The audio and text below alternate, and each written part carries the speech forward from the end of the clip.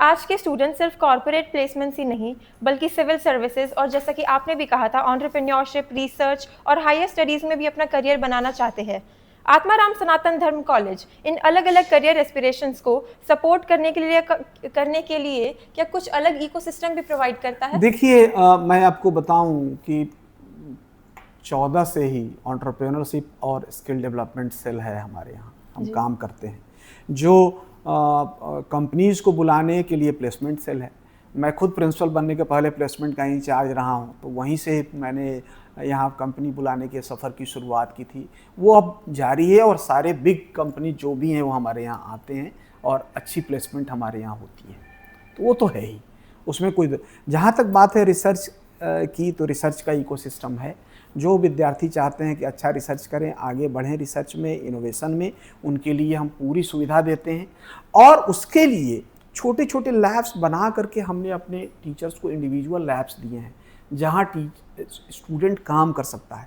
हमारे यहाँ summer vacation के दरमियान जो भी विद्यार्थी हमारे टीचर के मेंटरशिप में अगर रिसर्च करना चाहता था तो उसके लिए लैब खुले थे। वो यहाँ आकर के उनके इंटर्नशिप प्रोग्राम को ज्वाइन करके उनके साथ काम कर सकता था या कर सकता है। तो ये इस तरह की सुविधाएं हैं। उसके अलावा जो जहाँ तक बात है कि स्किल डेवलपमेंट की या एड ऑन कोर्स की, वो सभी लगातार हम लोग हमारे यहाँ, जैसे थिएटर को लेकर के, फॉरेंसिक साइंस को लेकर के, एआई को लेकर के, एआई पे जो मैंने बात की, मेरे पिछले साल कई सारे प्रोग्राम स्पेशली लड़कियों के लिए free of cost certificate course करवाए एआई से रिलेटेड। हम अपने शिक्षकों को भी सिखवाते हैं, स्टूडेंट्स को भी सिखाते हैं। और मेरा तो टारगेट ये है कि किसी भी नई टेक्नोलॉजी से या किसी भी एमर्जिंग टेक्नोलॉजी से आपको बचना नहीं है। हम बल्कि भविष्य में एक एमर्जिंग टेक्नोलॉजी पे एक यहाँ सेंटर ऑफ फॉर एक्सेलेंस खोलना चाहते हैं ताकि उसमें और अच्छा हम काम कर सकें। तो उससे बचना नहीं है, हमको ये देखना है कि इसका सही इस्तेमाल कैसे हो और इसका क्रिएटिव इस्तेमाल कैसे हो, जिससे कि हमारा जो शिक्षण है, हमारी जो टीचिंग है, उसके जो उसके मूल तत्व हैं वो बचे रहें। और उसके अलावा जो नई टेक्नोलॉजी है उसके इस्तेमाल से हम किस तरह से विद्यार्थी के लिए चीज़ों को सुलभ बना सकें, तो ये हमारा फोकस है। जी, तो सर एकेडमिक्स और करियर एस्पिरेशंस के अलावा भी स्टूडेंट्स इंफ्रास्ट्रक्चर को लेकर भी काफ़ी क्यूरियस रहते हैं। तो क्या आने वाले समय में हॉस्टल फैसिलिटीज़ या किसी नए इंफ्रास्ट्रक्चर प्रोजेक्ट को लेकर एडमिनिस्ट्रेशन की कोई प्लानिंग है? हाँ बिल्कुल है। उसके पहले कुछ बातें छूट गई थी पिछले आपके प्रश्न से, जैसे सिविल सर्विस एस्पिरेंट हैं या हमारे यहाँ कोई डिफेंस का एस्पिरेंट है, तो हमारे यहाँ उन सब के लिए सोसाइटी बनी हुई है, स्पर्धा के नाम से है। जो हमारे स्टूडेंट्स को गाइडेंस के लिए कि सिविल सर्विस कोई देना चाहता है तो वहाँ बुला करके जो हमारे सफल विद्यार्थी हमारे कॉलेज के हैं या ज़िंदगी में जो इस तरह की परीक्षाओं में जो सफल लोग हैं उनको भी हम बुला के इंटरेक्ट कराते हैं। हमारी एक लंबी श्रृंखला है हमारे पुराने विद्यार्थियों की जो डिफेंस में वो सब ऑफिसर्स हैं, तो उनको बुला करके हम अभी के जो हमारे बच्चे हैं उनको हम ट्रेनिंग दिलाते हैं। उसके लिए भी बाकी भी जो परीक्षाएं हैं उनके लिए भी हम ट्रेनिंग देने की कोशिश करते हैं। उसके अलावा जो हमारे यहाँ एंटरप्रेन्योरशिप और का एक इकोसिस्टम पहले से बना हुआ है, बिजनेस इंक्यूबेशन सेंटर हमारे यहाँ पहले से है, जो एमएसएमई जो भारत सरकार का मंत्रालय है उसके साथ एमओयू करके हमने अपने कॉलेज में 2014 में खोला था। और उसके साथ हमारे कुछ स्टार्टअप्स पहले भी शुरू हुए थे, हालांकि कोविड के दरमियान कुछ थोड़े से वो मंद पड़ गए, लेकिन अभी भी हमारे विद्यार्थी जो यहाँ से निकले हैं वो अपना नया स्टार्टअप बना करके और वो कंपनी चला रहे हैं। तो ये एक मैं बताना चाहता था।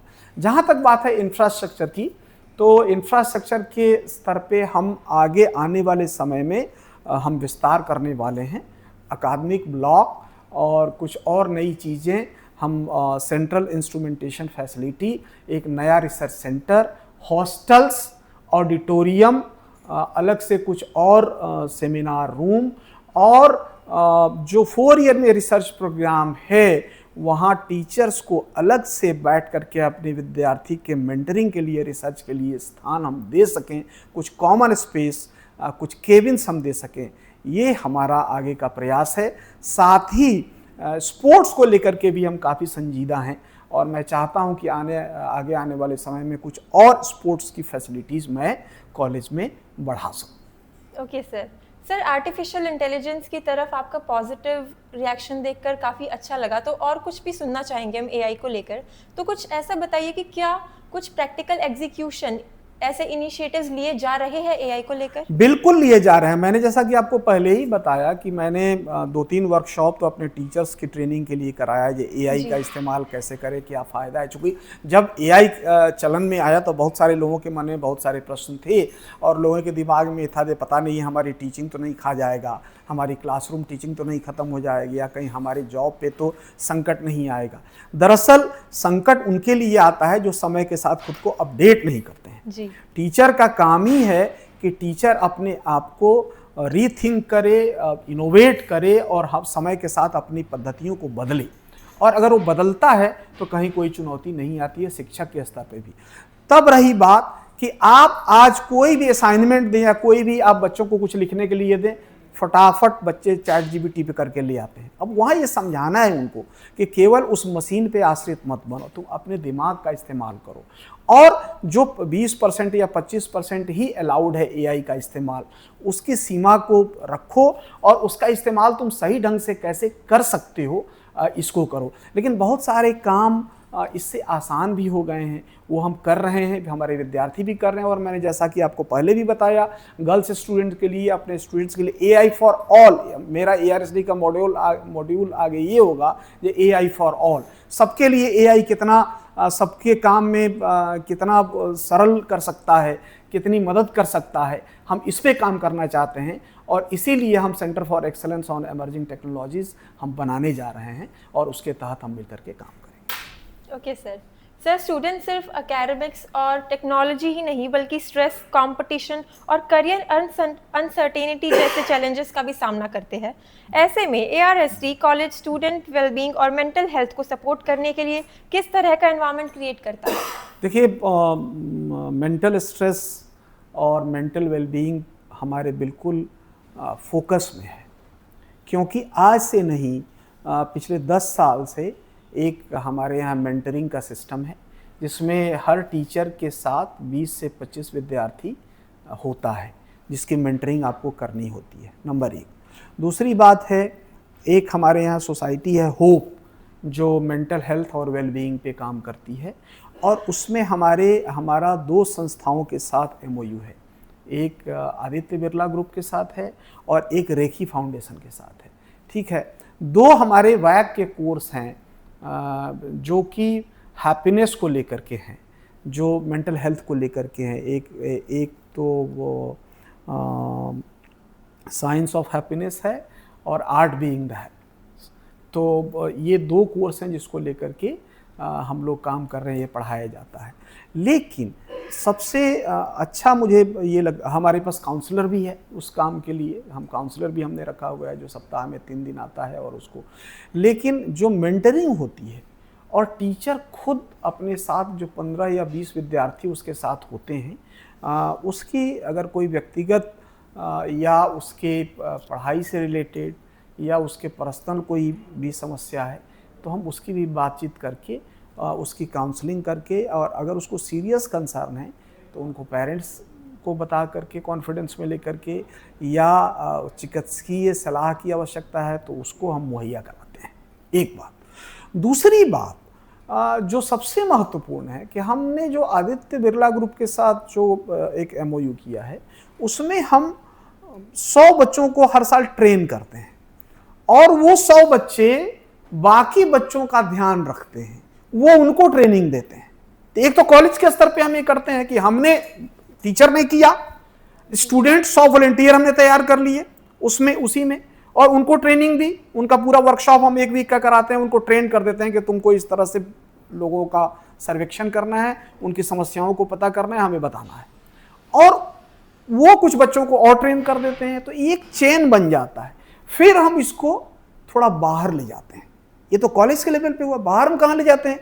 हमने जैसे बगल में एक झुग्गी को अडॉप्ट कर रखा है, तो वहाँ अगर कुछ इस तरह के जो बच्चे हैं, जो नेग्लेक्टेड हैं, जो ड्रग एब्यूज़ के शिकार हो गए हैं, जो नशा करते हैं, तो हम उनको कैसे उनमें सुधार ला सकते हैं, ये हमारे बच्चे उसमें भी मददगार होते हैं। या किसी को नशा की आदत है, किसी के घर में कोई आदमी शराब पी करके आकर के मारपीट करता है, महिलाओं के सशक्तिकरण की ज़रूरत है, तो वहाँ भी जो प्रॉब्लम्स हैं उनको समझना, उनको बताना और यहाँ से वॉलंटियर्स को ले जा करके वहाँ काम करना, हम ये भी करते हैं। तो ऐसा नहीं कि मेंटल हेल्थ और वेलबीइंग का काम केवल अपने कर्मचारी के लिए, अपने शिक्षक और अपने विद्यार्थी के लिए है, वो समाज में भी जा करके उसको हम कितना अफेक्टिव रूप से प्रभावित कर सकते हैं या लोगों को छू सकते हैं, हम उस पर भी काम करते हैं।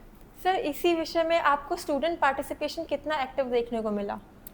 नहीं, स्टूडेंट पार्टिसिपेशन तो मुझे काफ़ी एक्टिव लगा जी। और जब वो ट्रेंड हो जाते हैं बच्चे तो बहुत गंभीरता से इन चीज़ों को लेते हैं। और बहुत सारे ऐसे प्रॉब्लम जो बच्चे अपने पेरेंट्स को नहीं बताते हैं, मैं आपको बताऊं जी। बच्चा मेरे पास आ जाता है कहने, वो अपने पेरेंट को नहीं बता रहा होता है। जब मैंने पूछा कि तुमने क्यों नहीं बताया, तो बोला कि नहीं, ये प्रॉब्लम मेरे पास 12th में भी था और मैंने अपने फादर को बताने की कोशिश की तो उन्होंने सुना नहीं।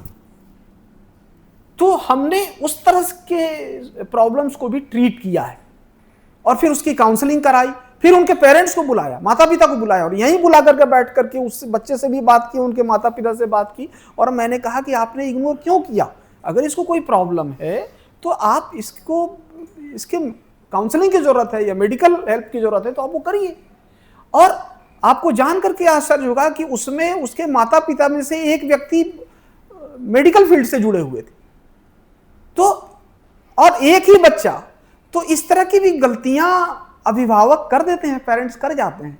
लेकिन मुझे इस बात का संतोष है और खुशी है कि हमने जो अपना इकोसिस्टम बना रखा है उससे हमने उस प्रॉब्लम को पकड़ लिया जो प्रॉब्लम उसके माता पिता, बच्चा हमारे पास कितने 4-5 घंटे आता है, 18 से 19 घंटा तो अपने घर में बिताता है, लेकिन वो नहीं पकड़ पाए थे। वो बीच में कॉलेज भी नहीं आ रहा था, घर पे ही रहता था, क्लास नहीं करता था, उन्होंने ये जानना भी मुनासिब नहीं समझा कि क्या कारण है। हमने वो सारे रीजन यहाँ बैठ करके निकाले और उसको समझ करके निकाला। तो ये मैं इसलिए मानता हूँ वो इकोसिस्टम जो हमारा बना है कॉलेज में, हमारे टीचर्स के साथ, हमारे स्टूडेंट्स के साथ, और जो स्टूडेंट को हमने जो ट्रेंड करके वॉलंटियर बनाया है, वो इस तरह की समस्याओं को ढूंढने में सफल हुए और हम इस तरह की समस्या का निदान कर पाए। तो ये मुझे खुशी है। सर, ये सब जानकर सच में काफ़ी अच्छा लगा। अब आपके लॉन्ग टर्म विजन की भी बात करते हैं, तो एनईपी के इम्प्लीमेंटेशन और बदलते एकेडमिक लैंडस्केप को देखते हुए आने वाले 5 से 10 सालों में आप एआरएसटी कॉलेज को किस रूप में देखते हैं? क्या स्टूडेंट्स किसी नए एकेडमिक रिसर्च या इंफ्रास्ट्रक्चर इनिशिएटिव्स की उम्मीद कर सकते हैं आने वाले 5 से 10 सालों में? देखिए, हर संस्थान जो हर उच्च शिक्षा का संस्थान है वो अपने 5 साल का 10 साल का निश्चित रूप से गोल बनाता है और मेरा भी गोल है। अगले 5 साल में मैंने भी एक फिक्स किया है कि इंफ्रास्ट्रक्चर, आधारभूत संरचना के स्तर पे मैं काफ़ी कुछ सुधार करने की कोशिश करूँगा। जैसे अब सभी कॉलेजेस स्मार्ट क्लासरूम बनाने या ई फैसिलिटी करने, बाकी सब चीज़ें तो हैं ही, लेकिन उसमें और जैसा कि मैंने आपको पहले ही बताया कि एक रिसर्च सेंटर या central instrumentation facility, skill development का सेंटर, इनोवेशन के लिए और जगह, और जो एड ऑन कोर्स हैं, कुछ और सर्टिफिकेट कोर्स, जो जॉब ओरिएंटेड कोर्स हैं, जो स्किल कोर्स हैं, जिससे कि एम्प्लॉयबिलिटी बढ़े।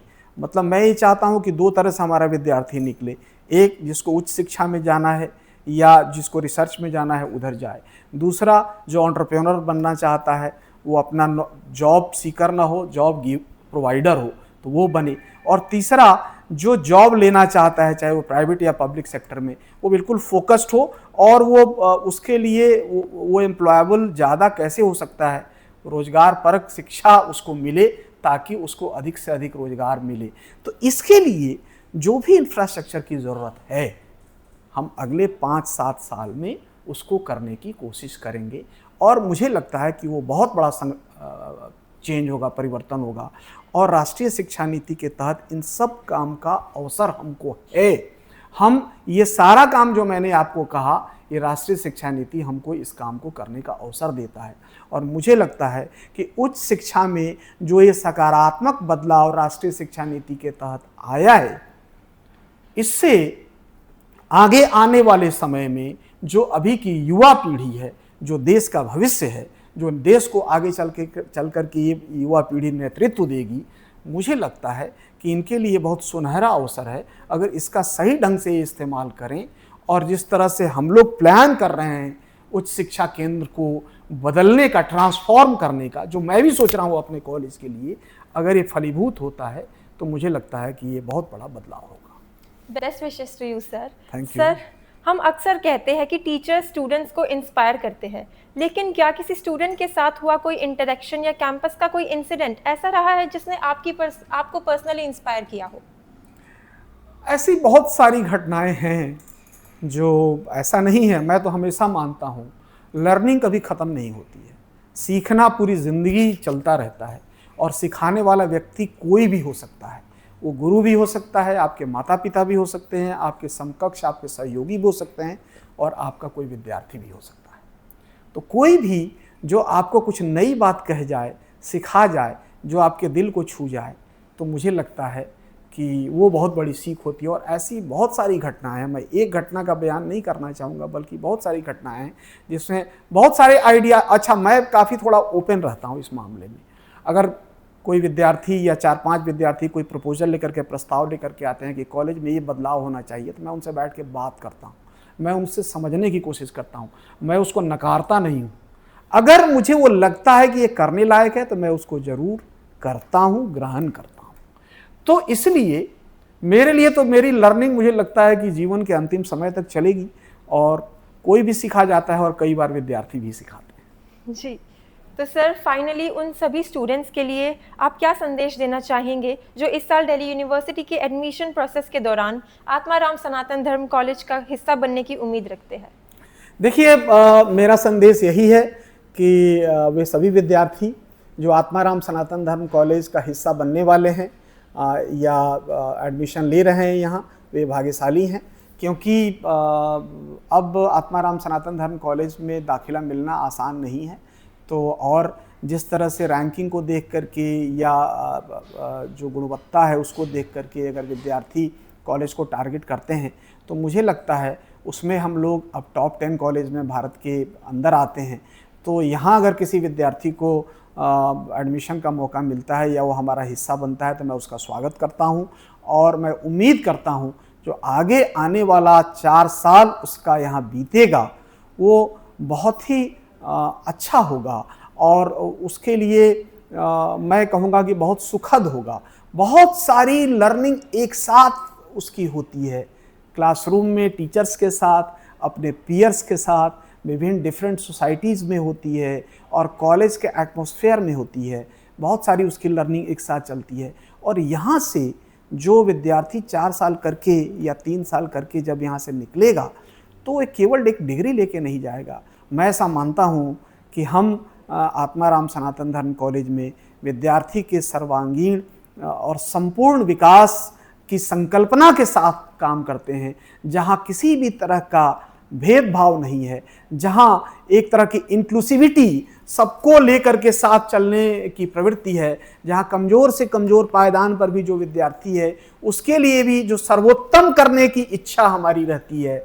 तो वो विद्यार्थी जो यहाँ हमसे जुड़ेंगे वो निराश नहीं होंगे, उनके लिए बहुत सुखद और खुशनुमा माहौल होगा, और बहुत कुछ सीखने का अवसर होगा।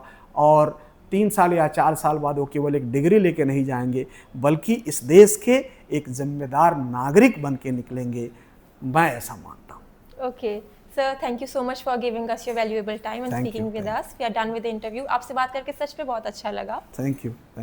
और अपने व्यूअर से हम बस इतना ही कहना चाहेंगे कि आत्माराम सनातन धर्म कॉलेज या फिर दिल्ली यूनिवर्सिटी को लेकर आपके मन में कोई भी डाउट या क्यूरियोसिटी हो, then please comment down below. आज के लिए इतना ही, मिलते हैं नेक्स्ट एपिसोड में। जब तक